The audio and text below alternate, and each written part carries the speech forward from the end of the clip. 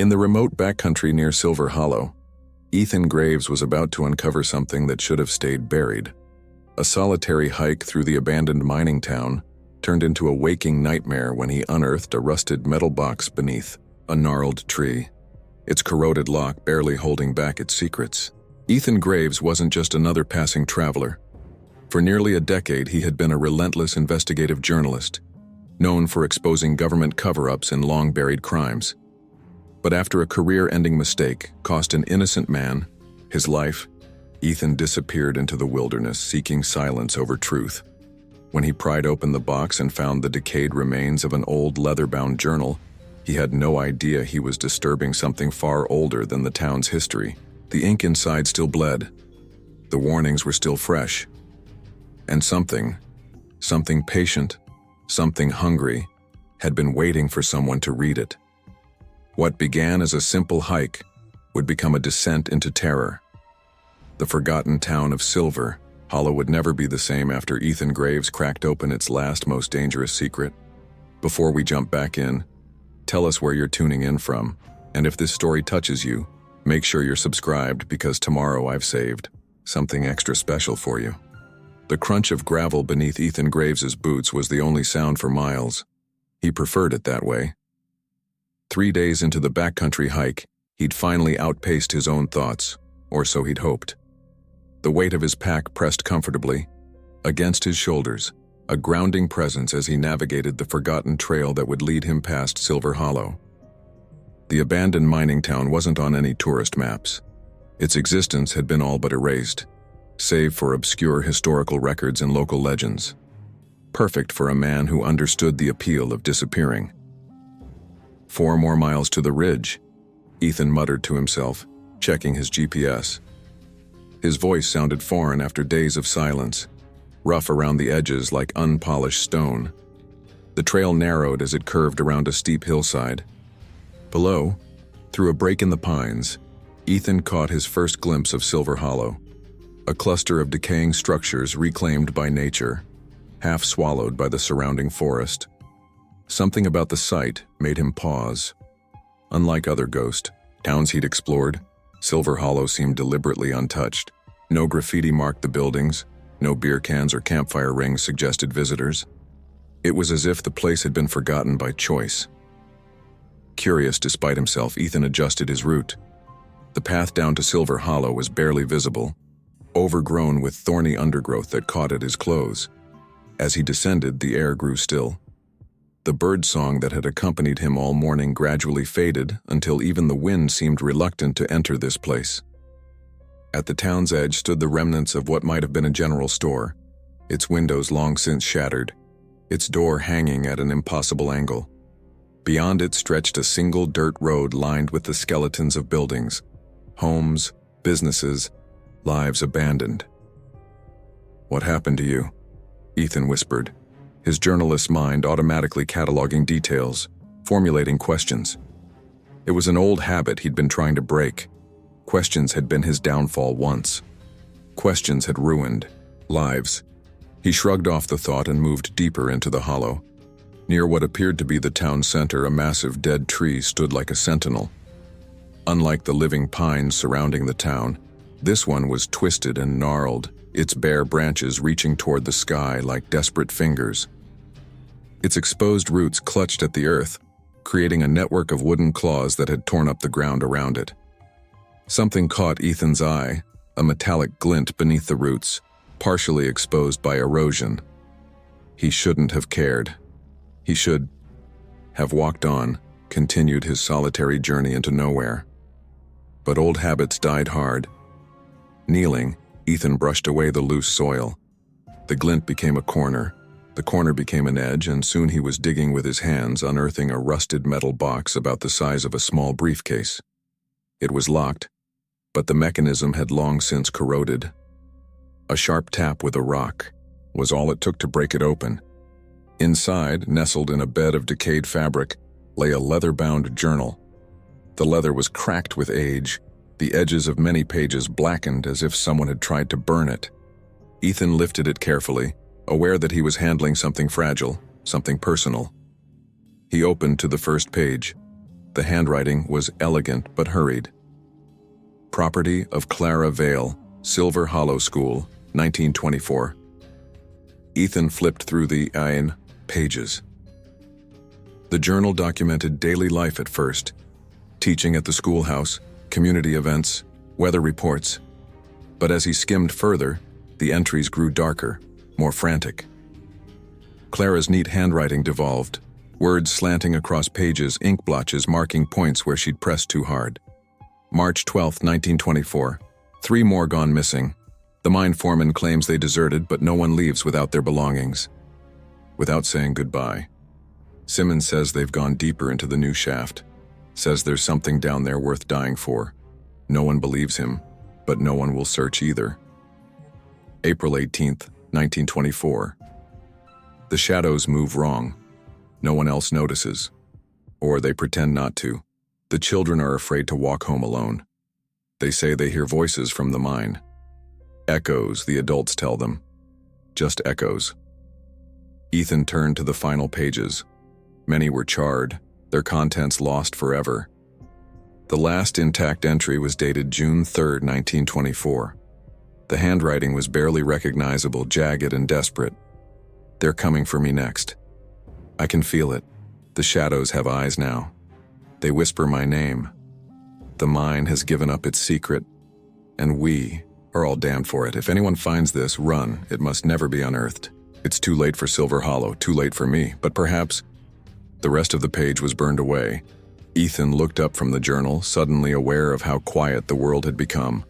No birds, no insects, not even the sound of wind through the trees. The air felt thick, pressing against his skin like an invisible fog. Just altitude, he told himself. But the words sounded hollow. He stood, tucking the journal into his pack. Whatever had happened here was long buried. Ghost stories and paranoia from a simpler time, when the unknown still had power. He'd seen enough real horror in his career to know the difference. Still, as he turned to leave, something shifted in his peripheral vision. Too large, too deliberate, to be a trick of the light. Ethan spun around, heart hammering against his ribs. Nothing. Just empty windows and doorways, watching him with vacant eyes. The wind picked up suddenly, whistling through the abandoned buildings, creating a chorus of hollow moans. It swirled around him, carrying dust and decay and something else. Something that sounded almost like his name, whispered by a voice he couldn't identify. Ethan. He jerked his head toward the sound, but it was gone as quickly as it had come. A chill ran down his spine despite the afternoon warmth. Time to move on, he muttered, adjusting his pack. As he hiked away from Silver Hollow, Ethan couldn't shake the feeling of eyes on his back. Twice he turned, certain he would catch someone or something following him. The town remained still, yet somehow watchful. He made camp just before sunset, choosing a clearing a mile beyond Silver Hollow. Far enough to be safe from whatever wildlife might inhabit the ruins, he told himself. Far enough to stop the prickling sensation at the nape of his neck. As darkness fell, Ethan built a fire and laid out his sleeping bag. The journal sat heavy in his pack, pulling at his attention like a physical weight. He'd intended to leave it behind, to bury it again where he'd found it. Yet here it was, traveling with him. His hands reached for it almost of their own accord. The mystery of Clara Vale and Silver Hollow tugged at the part of him he'd tried to leave behind in his old life. The need to know, to uncover, to expose. In the dancing firelight, he opened the journal again, feeling the weight of Clara's fear across a century of silence. Somewhere in the distance, something moved in the darkness. Ethan looked up sharply, straining to see beyond the circle of his campfire. Nothing visible, yet the feeling persisted. He was not alone. The fire popped and hissed as Ethan leaned closer to the journal, adjusting his lantern to better illuminate the faded ink. Sleep should have been his priority after the long day's hike, but Clara Vale's words pulled him deeper into her world. He flipped back to earlier entries, searching for clues about what had happened in Silver Hollow. January 9, 1924. The miners broke through to a new chamber today. Simmons says it's unlike anything they've seen. Not natural, he claims. The Rocks are carved with symbols no one recognizes. The men are bringing up strange artifacts, small figurines with too many limbs, stone tablets covered in writing that makes the eyes hurt. Sheriff ordered everything locked away in the company office. January 15, 1924. Finley hasn't been seen in 3 days. Sheriff says he likely abandoned his family, headed to the city. But Mrs. Finley found his boots and coat still hanging by the door. No man walks away in winter without boots.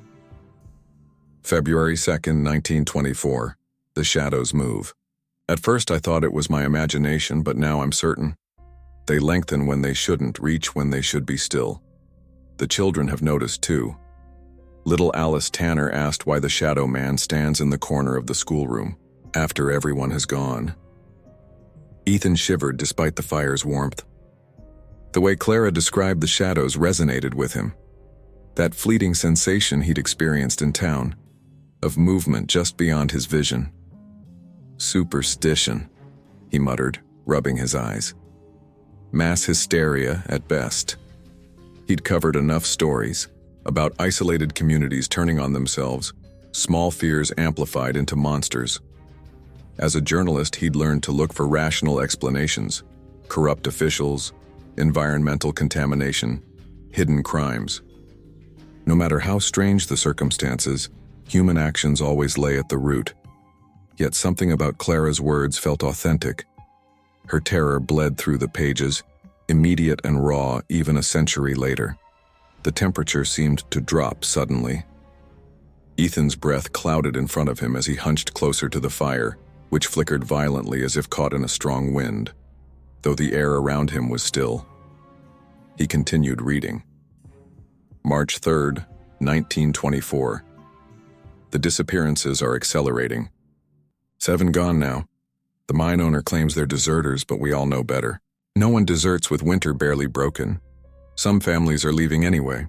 Those who stay lock their doors at sundown. We don't speak of what happens in the darkness.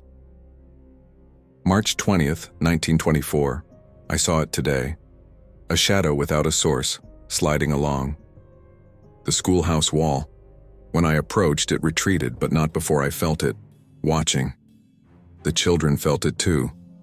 They're drawing pictures of figures with no faces. The fire sputtered, dimming momentarily before flaring back to life. In that brief darkness, Ethan thought he saw movement at the edge of his camp.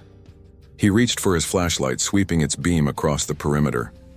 The light caught something unexpected: footprints in the dirt. Small, delicate impressions unlike his own boot marks. They formed a semicircle around his camp as if someone had stood watching him. "Hello?" he called, then immediately regretted breaking the silence. No response came, but the air seemed to thicken around him, pressing against his ears like the change in pressure before a storm. When he moved to investigate the footprints, a whisper cut through the night, not carried on the wind, but somehow all around him. "Ethan!" He whirled, flashlight beam slashing through darkness. Nothing. "Who's there?" he demanded, fighting to keep his voice steady. Silence answered, heavy and expectant. Ethan retreated to his fire, eyes scanning the darkness. The rational part of his mind insisted on explanations, an animal perhaps, or another hiker. But deep down he knew better. These woods were too remote, the footprints too deliberate. He turned back to the journal, seeking answers rather than comfort. April 27, 1924. It knows my name now. I hear it at night whispering through the walls of my cabin. The shadows gather outside my windows. The mine has been officially closed, but men still disappear. The sheriff went to investigate yesterday. He hasn't returned. Those of us who remain know there's nowhere to run. It's in the air we breathe, the ground beneath our feet.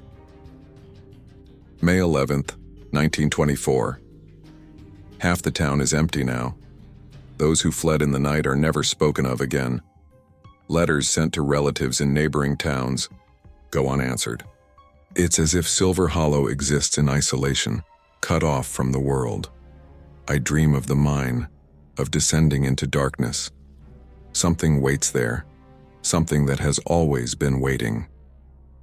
Ethan glanced up as movement flickered in his peripheral, vision. 20 yards away at the edge where firelight surrendered to darkness, a figure stood watching, not quite human, more like a human-shaped absence, a deeper darkness against the night. His pulse hammered in his throat as he stared, unable to look away. The figure remained motionless, featureless, yet somehow Ethan knew it was returning, his gaze. Then it was gone. Not retreating or fading, simply there one moment and not the next. "I'm exhausted," he told himself, pressing the heels of his hands against his eyes.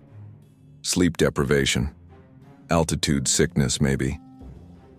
But when he looked down, the journal pages were turning themselves, flipping rapidly as if caught in a strong breeze, though the air was still.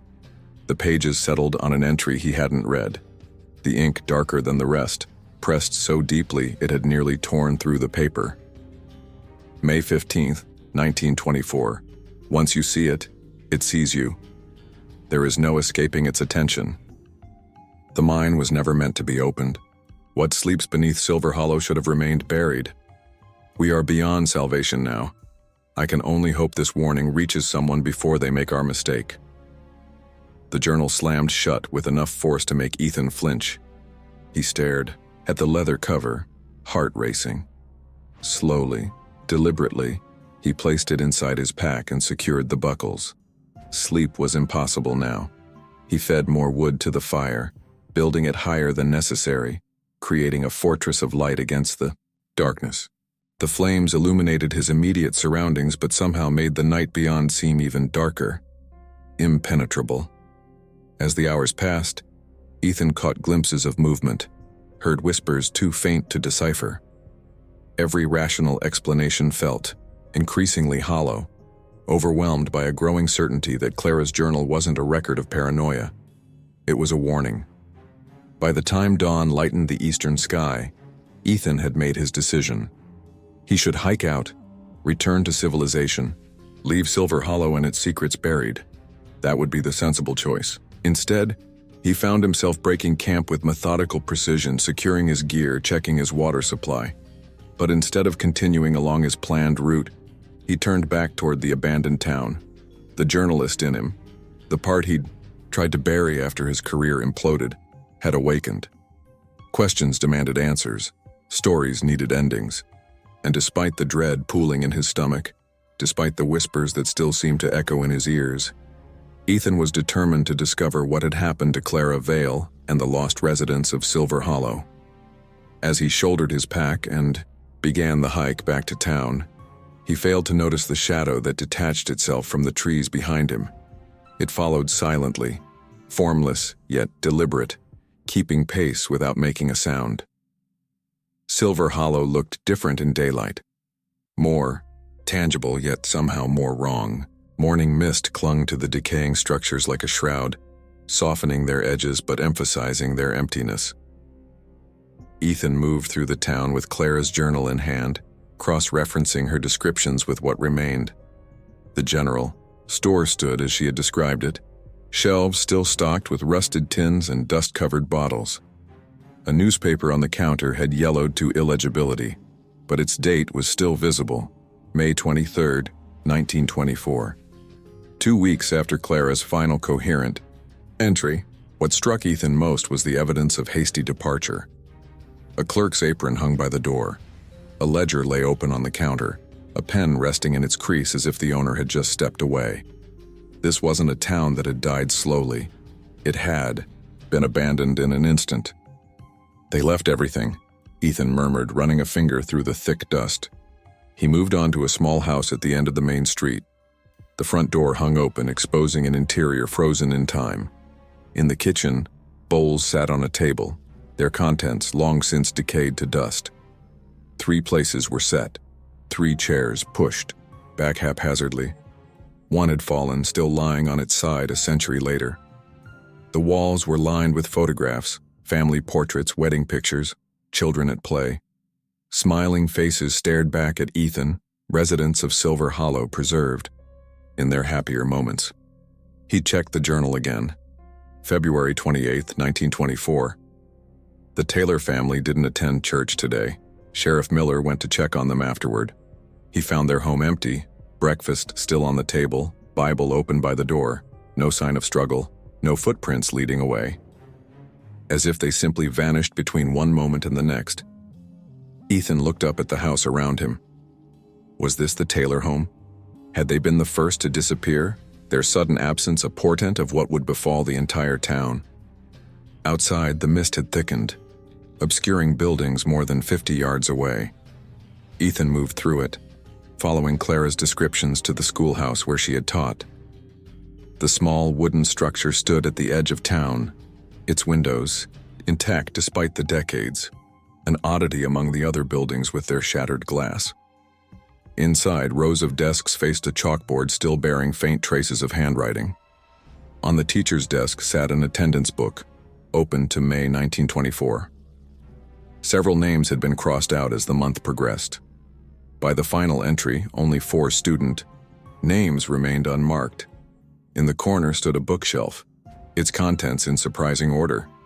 Unlike the scattered remains elsewhere in town, these books appeared almost arranged, recently touched. Ethan approached, noting how the dust seemed thinner here than on other surfaces. A volume of fairy tales lay open on a small reading table. Its pages were turned to an illustration of a dark forest, where elongated shadows reached toward a lost child. The image sent a chill through Ethan. A sound broke the silence, a footstep behind him, decisive and clear. Ethan spun around. "Hello?" The schoolroom was empty. He crossed to the doorway, surveying the misty street outside. No movement, no sign of another person. Yet the sound had been unmistakable, too deliberate to be settling timber. He checked the floor, searching for footprints in the dust. Apart from his own trail leading from the door to the bookshelf, the dust lay undisturbed. Ethan returned to the fairy tale book, examining it more closely. In the margin next to the illustration, someone had written in pencil, "They hide in the shadows. They wait in the dark. They hunger for light." The handwriting matched Clara's. Another footstep sounded, this time from the hallway. Then another. Slow, deliberate steps moving away from the classroom. Ethan rushed to the hallway. Empty. The footsteps continued, now from outside the building, crunching in gravel. He followed, emerging onto the schoolhouse steps. In the street, footprints appeared in the dust, appearing one by one as if created by invisible feet. They led toward the edge of town, in the direction of the hills beyond. "This isn't possible," Ethan whispered. But he followed nonetheless, keeping his distance from the manifesting tracks. The footprints led him to a path he hadn't noticed before, winding up the hillside behind Silver Hollow. As he climbed, the mist thinned, allowing him to see where the trail ended, at the yawning entrance of a mine shaft. The entrance was framed by heavy timber supports, now rotting and precarious. A rusted sign hung askew, "Silver Hollow Mining. Coast to 1889. But what made Ethan's blood run cold were the marks gouged into the wooden beams, deep, parallel grooves that looked disturbingly like claw marks, not from a bear or mountain lion.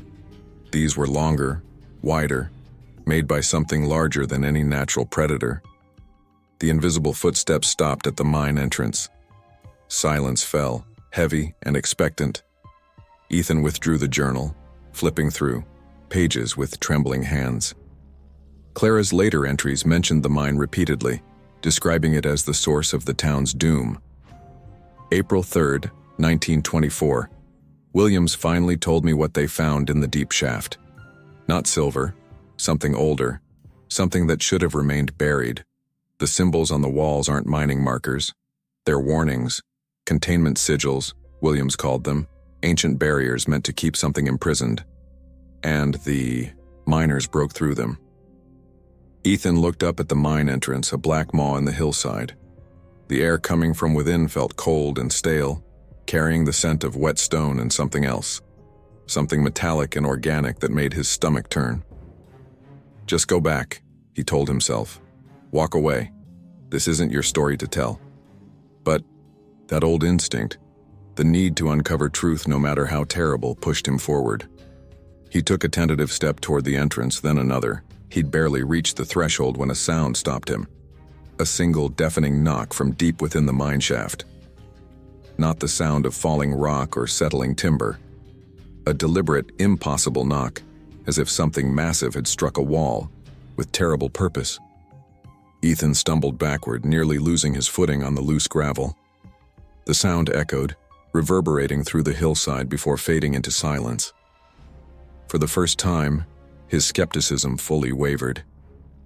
Whatever had happened in Silver Hollow wasn't mass hysteria or environmental poisoning or any other rational explanation. Something unnatural had occurred here, something that defied his understanding of reality. As if responding to his realization, a whisper emerged from the mine shaft, a collection of voices speaking in unison, too faint to make out words but carrying unmistakable urgency. Ethan took another step back, prepared to retreat down the path, when a different sound froze him in place. A human voice, ragged but clear, coming from behind a cluster of boulders near the mine entrance. "I wouldn't go in there if I were you." Ethan whirled toward the voice, hand instinctively reaching for the knife at his belt. From behind the boulders emerged a figure, a man elderly but sturdy with a wild gray beard and eyes that had seen too much. He wore tattered clothes that might once have been a miner's uniform, now patched and faded by decades of wear. "Who are you?" Ethan demanded, voice steadier than he felt. The old man regarded him with a gaze both pitying and resigned. "Name's Marshall Tate," he said, adjusting a worn cap on his head. "Last man in Silver Hollow, and you, stranger, have just made a terrible mistake. You need to leave." Marshall Tate's voice carried the graveled roughness of someone who rarely spoke. "Pack up whatever brought you here and go, while you still can." Ethan's journalistic instincts flared to life, a living witness to whatever happened in Silver Hollow. This was beyond anything he could have hoped for. "I found a journal," he said, holding up Clara's weathered diary. "Written by a woman named Clara Vale." The old man's weathered face paled. His eyes, already wary, widened with genuine fear. "Where?" The single word emerged as a harsh whisper. "Buried under a tree near the town center." Tate's gnarled hands tightened around the walking stick he carried. "Put it back," he said. "Bury it deeper than you found it, then run." Instead of retreating, Ethan took a step closer. "You knew her." It wasn't a question. Something in Tate's expression, recognition, grief, fear, confirmed it. Tate sighed, a sound heavy with resignation. He gestured toward a small cabin partially hidden among the pines above the mine entrance. "Come on, then. Not safe to talk out here, not anymore." As they walked, Ethan studied the old man. Despite his age, which had to be well over 90 if he'd been in Silver Hollow during Clara's time, Tate moved with surprising agility, navigating the rocky path without hesitation. The cabin interior was sparse but meticulously maintained. A wood stove occupied one corner, a narrow cot the other. Shelves lined the walls, stocked with preserved food and supplies. No photographs, no personal touches, the space of a man existing, not living. "Sit," Tate ordered, gesturing to a three-legged stool. He remained standing, too restless to settle. "How much have you read?" "Enough to know something happened here," Ethan replied.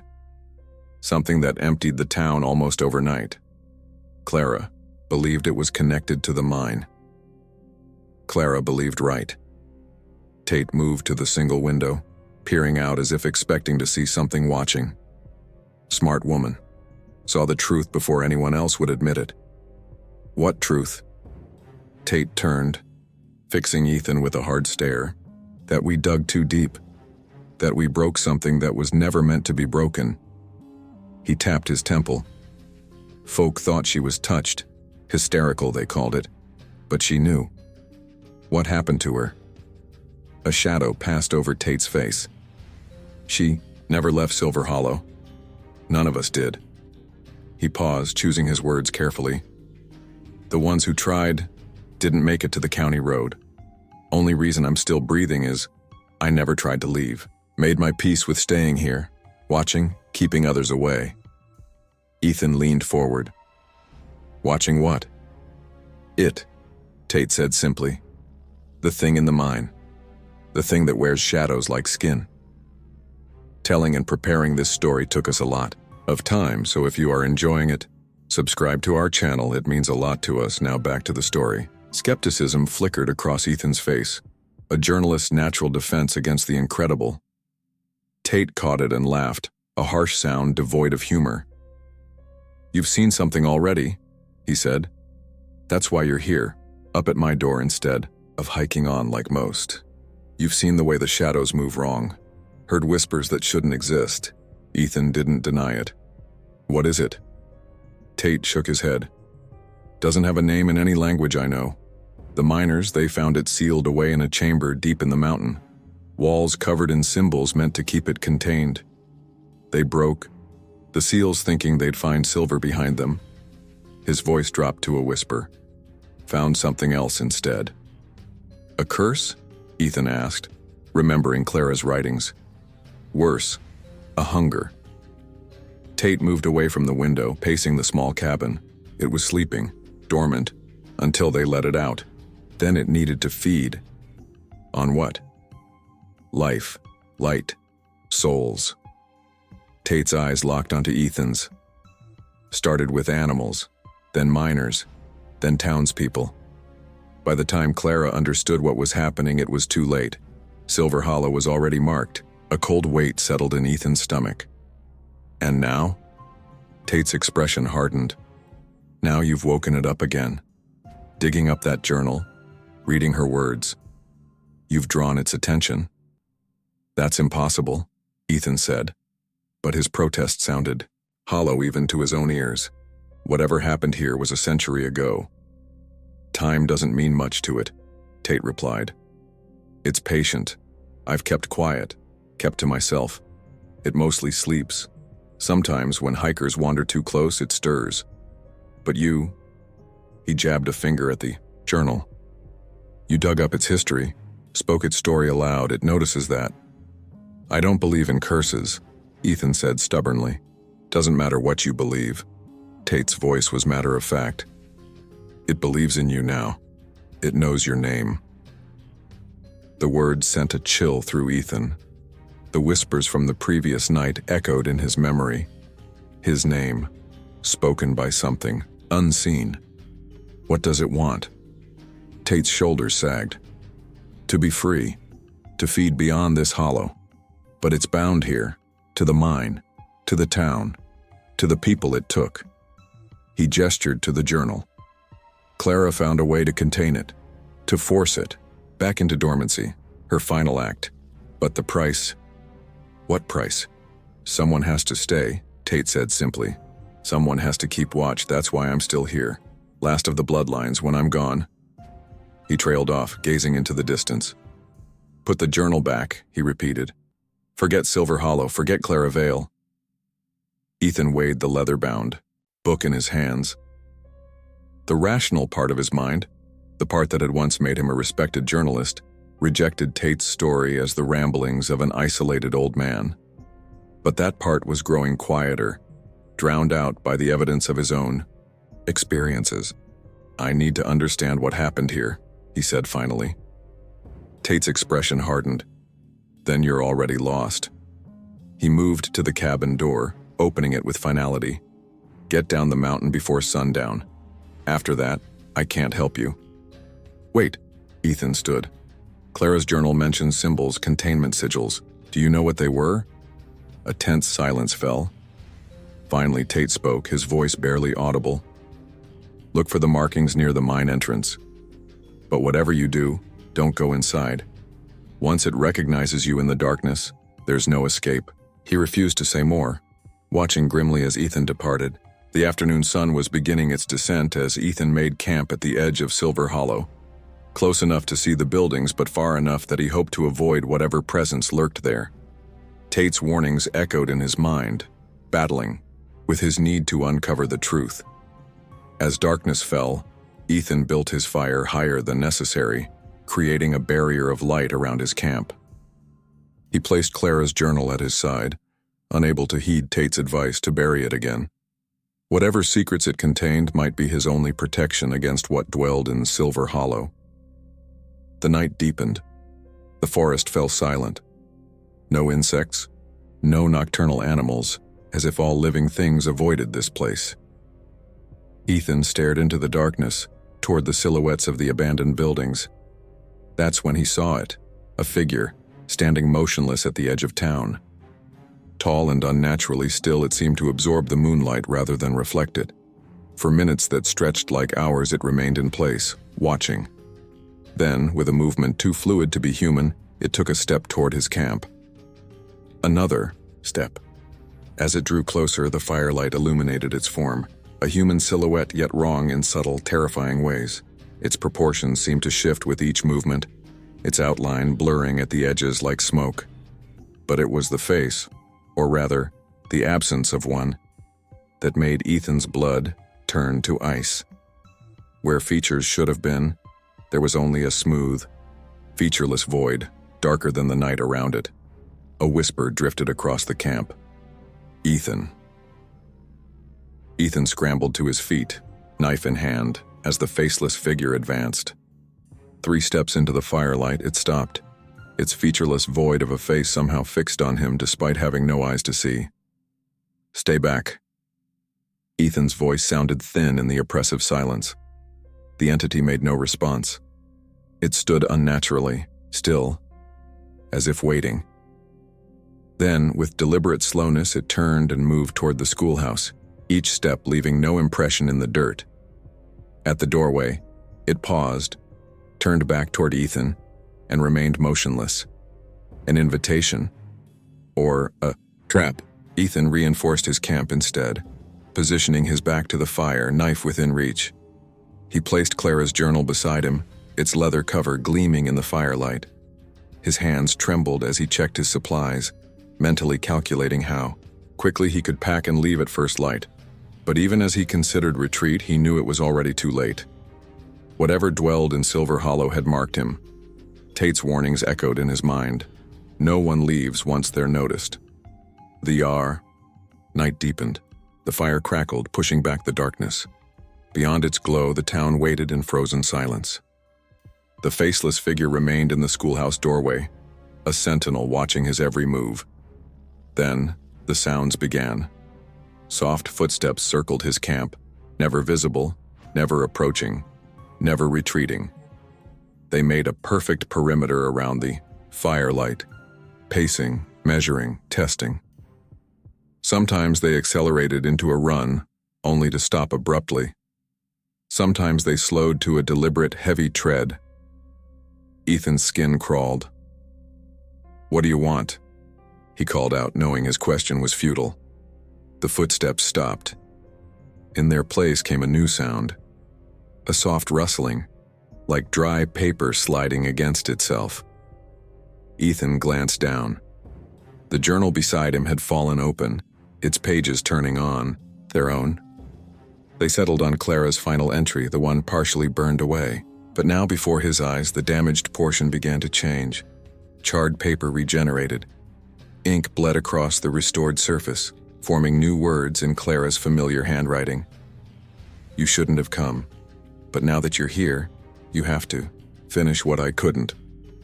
Ethan stared, disbelieving. The words couldn't be real, a hallucination, a trick of firelight and exhaustion. Yet when he touched the page, the ink smeared beneath his fingertips, still wet. "What did you leave unfinished, Clara?" he whispered. More words appeared, bleeding across the page. "It cannot be killed, only contained. The symbols keep it, bound to Silver Hollow, but they're weakening. Someone must renew them. Someone must stay." The air around Ethan thickened, becoming dense and viscous. Each breath felt like inhaling water, his lungs straining against invisible pressure. The fire dimmed, though no wind disturbed it. The flames shrank as if something was feeding on their light, drawing it away molecule by molecule. Ethan shone his flashlight toward the schoolhouse. The faceless figure remained, but now it stood, differently, head cocked to one side in an unsettlingly human gesture of curiosity. As the beam touched it, the figure's edges blurred, smoke-like tendrils reaching out from its silhouette. Something cold brushed against Ethan's mind. A presence, alien and ancient, examining him with casual indifference. Images flashed behind his eyes, the mine shaft stretching downward into impossible darkness, symbols carved into stone walls, glowing with contained power. Clara Vale, younger than in any photograph he'd ever seen, writing frantically in her journal. The flashlight flickered and died. The fire shrank further, now barely more than embers. Darkness pressed closer, eager to reclaim its territory. "What are you?" Ethan's voice sounded strange in his own ears, muffled by the thickened air. No answer came, but the journal's pages turned again. A new message formed. "It has no name we could pronounce. It was here before the town, before people. The miners thought they discovered it. They only released what others had imprisoned centuries before." The words dissolved, replaced by new ones. "It feeds on fear, on despair, on the light inside living things. Silver Hollow was its feast. Now it hungers again." Ethan's grip on reality wavered. The journal was impossible. Ink couldn't write itself. Paper couldn't heal its burns. Yet the alternative was more terrifying. That everything Tate had said was true. That some entity beyond human understanding had claimed Silver Hollow and everyone in it. And now, it had noticed him. The fire guttered, struggling against the darkness. The footsteps resumed their circling, closer now. Ethan felt a presence behind him, though he knew nothing stood there. A cold breath against his neck. A voice whispered, so close it could have been inside his own head. "Leave it behind." "Leave what behind?" Ethan asked, though he already knew the answer. The journal flared with new writing. "Me. It wants you to leave me behind, to bury me again, to forget. That's how it works, through forgetting, through silence. Don't listen. You must take the journal to the mine, to the chamber with the symbols. Only there can the binding be renewed." The fire dimmed further until only the faintest glow remained. In its dying light, Ethan saw something impossible. Shadows retreating from his camp rather than advancing. The ground around him became an island of perfect darkness, no shadows cast despite the remaining firelight. A night of no shadows, as if something had consumed them all. Then the final ember died, and darkness absolute crashed over him. The air became solid, pressing against him from all sides. In the perfect blackness, something moved. Many things, circling, drawing closer with each rotation. Ethan clutched the journal to his chest, a lifeline in the void. His mind raced through options: run blindly through the dark, wait for dawn, surrender to whatever stalked him. Each choice seemed equally futile. Then, abruptly, everything stopped. The pressure vanished. The footsteps ceased. The air thinned, becoming breathable again. In the distance, the faintest gray light appeared, the first hint of approaching dawn. Ethan remained motionless, afraid to believe the ordeal had passed. Slowly, painfully, the darkness retreated. Birds began to call, normal, natural sounds that had been absent since he entered Silver Hollow. When full daylight finally arrived, Ethan rose on shaking legs. The faceless figure was gone. The schoolhouse stood empty.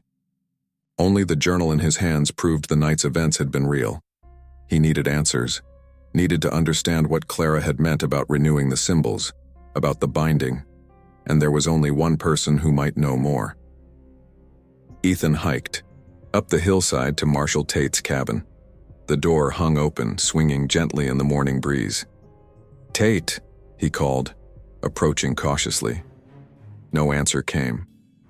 The cabin stood empty, bed unmade, stove cold. No sign of struggle, no indication of where the old man had gone. Just emptiness and silence and the strange sense of a story repeating itself. As Ethan turned to leave, something on the far wall caught his eye. Words scrawled in soot-blackened letters, still fresh. "If you hear your name, it's already too late." Tate's disappearance left Ethan with no guide, no witness, and no answers. Only the journal that seemed increasingly alive in his hands. The words from the night before had faded with the dawn, but their message remained burned into his memory. You must take the journal to the mine, to the chamber with the symbols. With no other path forward, Ethan gathered his supplies. Flashlight, extra batteries, water, rope, knife, standard equipment that felt laughably inadequate against whatever waited in the darkness.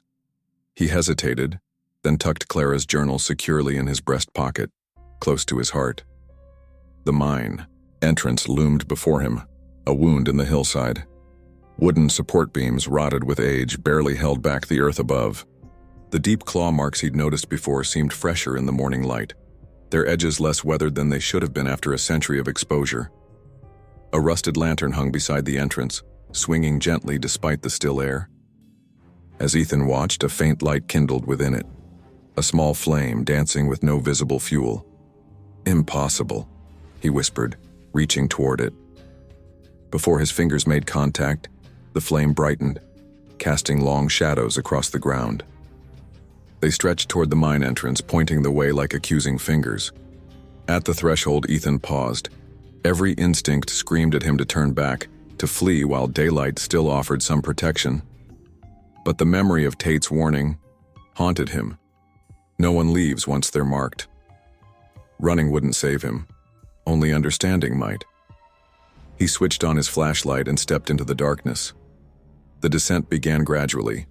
Rotting wooden stairs, their integrity questionable, led down into the first level of the mine. The air grew colder with each step, carrying the scent of damp stone and something else, a metallic tang that reminded Ethan of blood. The main tunnel stretched before him, support beams placed at regular intervals, many sagging under the weight of time. Along the walls, rusted tools hung on hooks, pickaxes, shovels, lanterns. A mining cart sat abandoned on tracks that led deeper into the mountain, as if its operator had simply walked away mid-shift. But it was the ground that made Ethan's breath catch. Long drag marks scored the dirt floor leading inward. Something, or someone, had been pulled, struggling, into the depths. The marks looked impossibly fresh, the disturbed earth still loose. "Clara?" he called, immediately regretting the sound of his voice in the stillness. No answer came. But the air shifted, stirring dust motes in his flashlight beam. Something had hurt him. Ethan followed the drag marks deeper. The main tunnel branched into smaller passages, some collapsed, others yawning into darkness. He chose the path where the marks continued, descending further into the mountain's heart. The tunnel narrowed, the ceiling dropping until Ethan had to stoop. His flashlight beam caught glimpses of unnatural features, rock walls too smooth to be natural, angular shapes carved into support beams, symbols etched into the stone floor and then deliberately defaced. The drag marks ended at a wooden door, set into the stone wall. Its surface was covered in carved symbols similar to those Ethan had glimpsed throughout the mine. Concentric circles, angular lines, patterns that hurt his eyes if he focused too long. Many of the symbols had been gouged out, leaving splintered wounds in the wood. The door hung partially open, revealing darkness beyond. Ethan's flashlight beam seemed to penetrate only a few feet before being swallowed by the blackness. He pushed the door wider, wincing at the groan of ancient hinges. Beyond lay a chamber, roughly circular and larger than the narrow tunnels suggested possible. Natural stone pillars rose from floor to ceiling, each carved with the same unsettling symbols. In the center stood a raised stone dais, its surface dark with old stains. And slumped against the far wall, one hand outstretched as if in supplication, was the body of a woman. Ethan approached slowly, flashlight beam fixed on the still form. Her clothing was vintage, a long skirt, high-necked blouse, sturdy boots, all from the 1920s. Her dark hair was pinned back in a simple style. Her face, turned slightly away, was youthful, preserved. Clara Vale. It had to be. But that was impossible. A body, exposed to the elements for a century, should be nothing but bones. Yet Clara looked as if she had died days ago. Her skin intact, her form solid. "Clara?" Ethan whispered, kneeling beside her. As he reached out, the journal in his pocket burned hot against his chest. He withdrew it, finding the pages flipping rapidly on their own until they settled on the last entry. The, one that had been partially burned away. The one that had rewritten itself the night before. New words bled across the page. I didn't die here. I never left. Ethan looked back at Clara's body, confusion mounting. He reached out to touch her shoulder, and his hand passed through her form, disturbing it like smoke. Her image shimmered, then reformed, solid-looking but intangible. Not a body, an echo, a memory given form. The journal continued to write. They are not what they appear. Nothing is, down here where the barrier's thin. Look beyond what your eyes show you. Ethan stood, turning in a slow circle. The chamber seemed to shift around him, dimensions changing subtly with each blink. The stone pillars breathed, expanding and contracting imperceptibly. The symbols carved into their surfaces glowed faintly, pulsing like heartbeats. Reality was coming apart at the seams. He approached one of the pillars, examining the symbols more closely. They formed patterns he couldn't comprehend, yet somehow understood. Bindings, containments, warnings. Clara's journal wrote again. The symbols keep it bound to Silver Hollow. The miners broke the original seals. I restored what I could, but the binding is incomplete. It needs blood. It needs sacrifice. It needs someone to stay. Understanding dawned, terrible and clear. Clara hadn't died. She had become the sacrifice, the anchor that bound the entity to this place, preventing it from spreading beyond Silver Hollow. And now the binding was weakening. Ethan turned back to Clara's form, seeing it with new understanding. Not a corpse, but a prison of flesh and spirit. Her soul, trapped here for a century, maintaining the binding through her endless sacrifice. The ground beneath him trembled.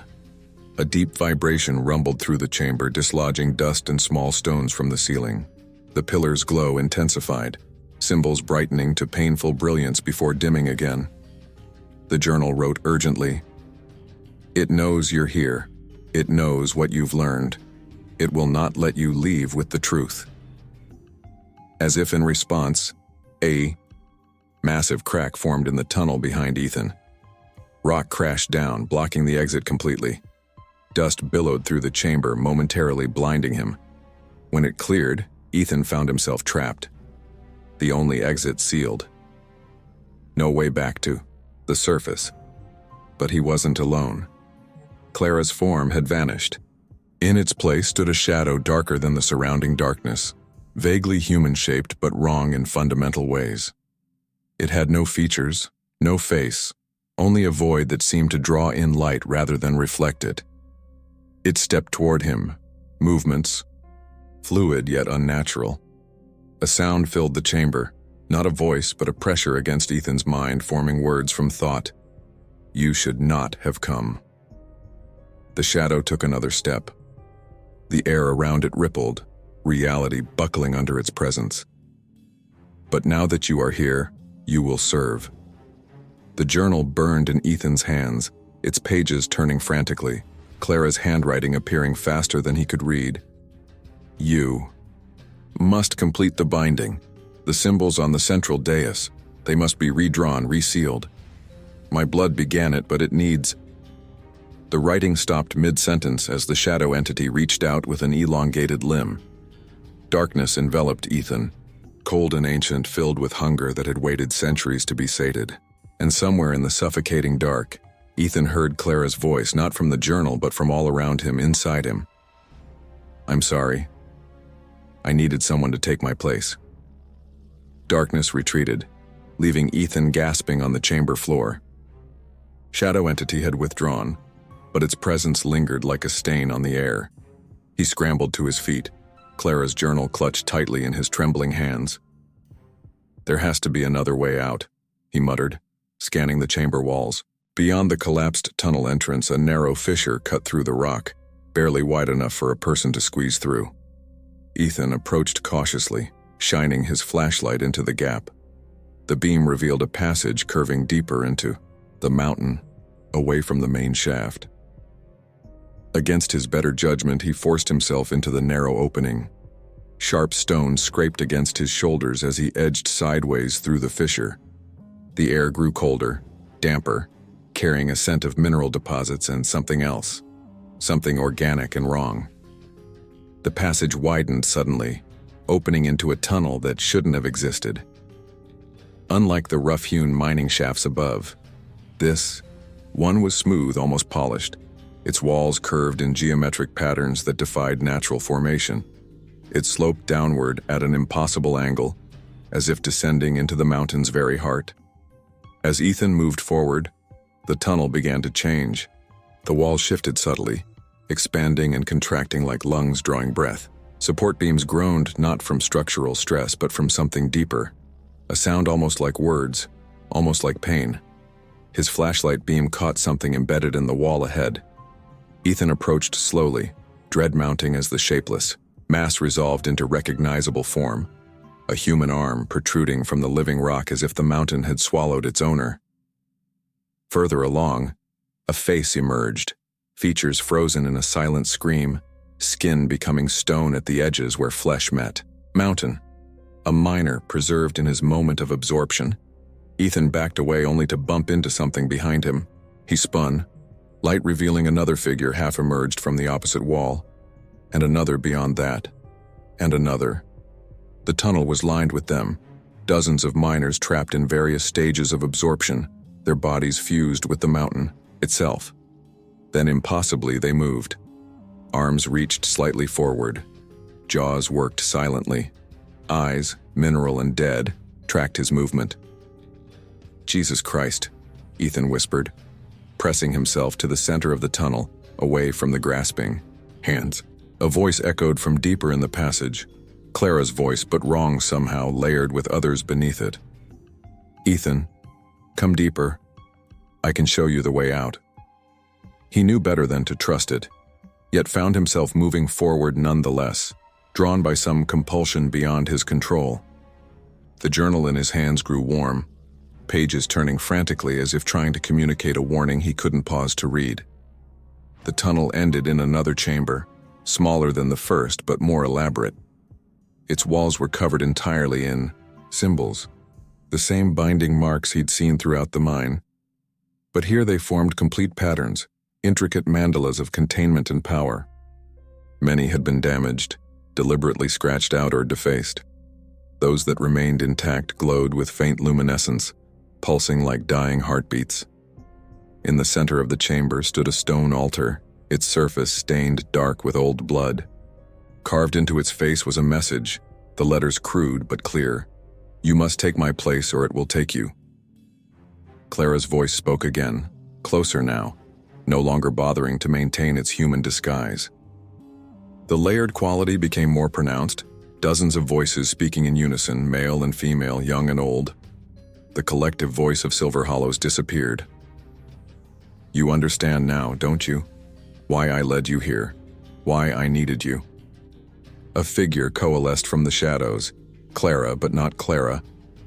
Her form shifted between the young teacher from the photographs and something older, more primal, wearing her appearance like an ill-fitting mask. Someone must always remain. Someone must anchor the binding. For a century I have held it here, contained within Silver Hollow. But I grow weaker. The binding falters. The walls of the chamber trembled. Dust and small stones rained from the ceiling. From somewhere deep below came a rumbling, a stirring, as if something massive were waking from long slumber. "What is it?" Ethan asked, surprised by the steadiness of his own voice. "What are you containing?" The Clara thing's expression shifted between sorrow and something hungrier. Something ancient, something that slept beneath this mountain long before humans walked the earth. The miners broke its prison. It consumed them. Would have consumed everything if I hadn't found a way to bind it again. The ground shook more violently. Cracks spread across the chamber floor, revealing depths beyond. A darkness that moved, that pulsed with awareness. But binding requires sacrifice. A soul to serve as anchor. A consciousness to maintain the seal. The Clara thing gestured to the walls, to the miners fused with stone. They were not enough. I offered myself, my life force, my eternity. For 100 years I have held it here, but I cannot continue. I need release. The journal in Ethan's hands flew open, pages turning to Clara's final entry. New words formed across the paper, desperate and pleading. Don't listen. This isn't me. I never wanted another to take my place. I tried to warn you away. Ethan looked from the journal to the Clara thing, understanding dawning. You're not Clara. You're part of it, the entity. You've been using her image, her writings to lure others here. The Clara thing's face contorted, humanity slipping further from its features. So clever, it hissed, voice dropping all pretense of Clara's tones. She fought so hard to warn you away. Even trapped, even absorbed, her will remained strong, but not strong enough. The trembling increased. Larger chunks of ceiling crashed down around them. The binding symbols on the walls flickered, some fading entirely as their power failed. The choice remains the same, the entity said. Take her place willingly. Renew the binding with fresh sacrifice, or I take you anyway. And then I am free to leave this hollow, to feed beyond these mountains for the first time in centuries. The journal flipped open in Ethan's hands, one final time. The ink shifted across the page, forming a single word. Choose. Ethan stared at the word, memories flashing through his mind. His career as a journalist, his fateful mistake that destroyed an innocent man's life, his retreat into the wilderness. He'd come to these mountains seeking escape from his guilt, from his failures. Instead, he'd found this, an impossible choice, a chance at redemption through sacrifice. The Clara thing extended a hand toward him, its fingers elongating into shadowy tendrils. Your answer, Ethan Graves, will you take her place, or shall I take you regardless? The chamber walls cracked further. Through the widening fissures, Ethan glimpsed movement. A vast darkness stirring, awakening, hungry after centuries of containment. The trapped miners moaned in silent chorus, their agony palpable as the entity that held them began to break free. In that moment, Ethan understood what Clara had tried to tell him all along. Her warnings weren't meant to scare him away. They were preparing him for this moment, this choice. He looked down at the journal, at the words still gleaming on the page might choose. The chamber trembled around Ethan, stones falling from the ceiling as the binding weakened.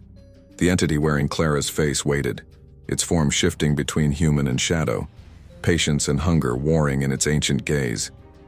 Beyond the cracking walls, something vast stirred in the depths, a darkness older than humanity preparing to break free. Ethan looked down at the journal in his hands, at the single word gleaming on the page. Choose. In that moment, clarity washed over him. He thought of the story that had ended his career, how his relentless pursuit of truth had destroyed an innocent man's life, how his certainty had blinded him to the damage he was causing. He'd spent years running from that mistake, but perhaps this was why he'd been led here, not to repeat history, but to redeem it. I'll stay, Ethan said, his voice steady, despite the terror clawing at his throat. I'll take Clara's place. But first you release her.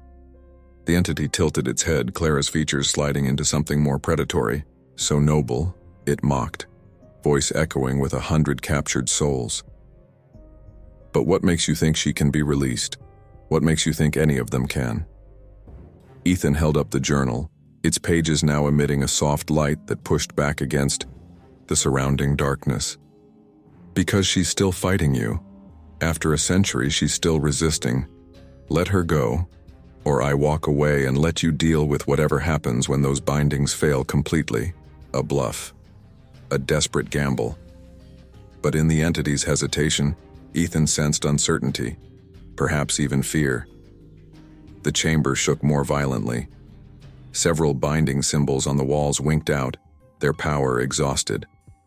Dust and debris rained down, as the ceiling threatened to collapse.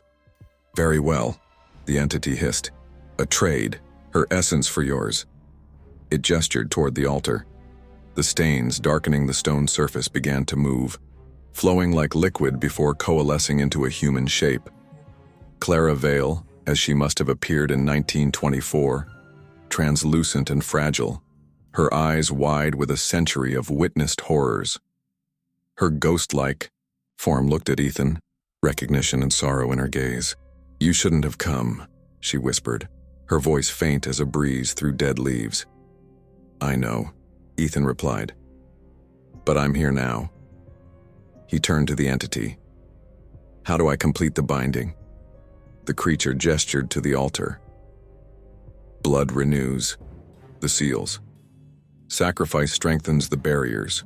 Will anchors the binding. Place your hands on the altar and accept your role as keeper of the hollow." Ethan approached the stone, journal clutched tightly in one hand. From the corner of his eye, he saw Clara's spirit growing more solid as the entity released its hold on her. She drifted closer, her expression urgent. "The journal," she whispered. "It's the key, not just a record, a part of the binding itself. That's why it found you, why it led you here." The entity snarled, lunging toward Clara, but she evaded its grasp, centuries of imprisonment having taught her its limitations. "The first keeper wrote the original bindings," she continued hurriedly. "Each successor adds their strength to the chain. I couldn't complete the final sequence, couldn't bring myself to trap another as I was trapped. But without it, the binding weakens year by year." Understanding dawned. Clara hadn't been warning him away. She'd been preparing him, ensuring the journal would reach someone who could complete what she could not. Ethan placed the journal on the altar, beside his hands. The entity circled, its patience wearing thin as the chamber continued to crumble around them. "Decide," it demanded. "The binding fails. Choose now." Ethan met Clara's gaze one last time. "What must I do?" "Write the final entry," she said, "with blood and intent. Claim the role of keeper willingly, and the bindings will renew." The entity howled, abandoning Clara's appearance entirely as it lunged toward them. Too late. Ethan had already drawn his knife across his palm, letting blood drip onto the final blank page of the journal. As the first drop touched paper, the binding symbols throughout the chamber flared to life, burning with renewed power. Ethan pressed his bleeding hand flat against the page and spoke the words that came to him, ancient and instinctive. "I accept the burden. I become the keeper. I am the anchor that holds darkness at bay." Light exploded from the journal, blinding in its intensity. The chamber stabilized, cracks sealing themselves as the binding reasserted its power. The entity shrieked, its form compressing, forced back into confinement by the renewed seals. Clara's spirit brightened, becoming more solid as the binding strengthened. "Thank you," she whispered. A century of waiting finally ended. "Will I be trapped here forever?" Ethan asked, already feeling the binding taking hold, rooting him to this place, to this duty. Clara's expression softened with compassion. "Not forever, until the next keeper arrives. The journal will find them as it found you." She began to fade, her long imprisonment finally ending. "I'm sorry it had to be you, Ethan, but know that you've saved countless lives." As she vanished completely, released from her century of vigilance, Ethan felt the binding settle around him like chains, not physical, but metaphysical, tying his essence to Silver Hollow and the ancient thing imprisoned beneath it. The Beakgao entity now contained once more, pressed against the boundaries of its prison. It wore Ethan's face now, a final cruelty as it tested the new keeper. "You've merely delayed the inevitable," it said with his voice, his features. "I am patient, I can wait another century. And when you weaken, as she weakened, I will be free." "Perhaps," Ethan replied, feeling a strange calm despite everything. "But not today." He felt the journal growing warm in his hands. Its pages began to turn on their own, past entries fading as new blank pages appeared. Only the final entry, his own blood-inscribed acceptance of the keeper's role, remained vivid and permanent. Ethan understood what would happen next. The journal would leave this place, would find its way to the surface again, would eventually find another person drawn to Silver Hollow, another potential keeper to continue the chain when his strength began to fail. As if reading his thoughts, the journal lifted from his hands, floating toward a narrow fissure in the chamber wall, a path to the surface that hadn't existed moments before. Ethan watched it go, knowing he couldn't follow, knowing his place was here now. The journal disappeared from sight. The fissure sealed itself, leaving Ethan alone with the imprisoned entity and the ghosts of Silver Hollow's past. 3 days later, a forest ranger found an abandoned campsite just outside Silver Hollow. No sign of the hiker who had set it up, just a GPS unit, supplies, and a half-written article about ghost towns of the American West on a laptop that would soon be returned to a family searching for answers they would never find. And far from the mine, beneath the twisted roots of a dead tree at the edge of town, the earth shifted. A metal box, rusted but intact, pushed itself up through the soil, its lock broken, its contents a single leather-bound journal whose first page now bore new handwriting. Property of Ethan Graves, Silver Hollow, 2025. If you are reading this, it's already too late.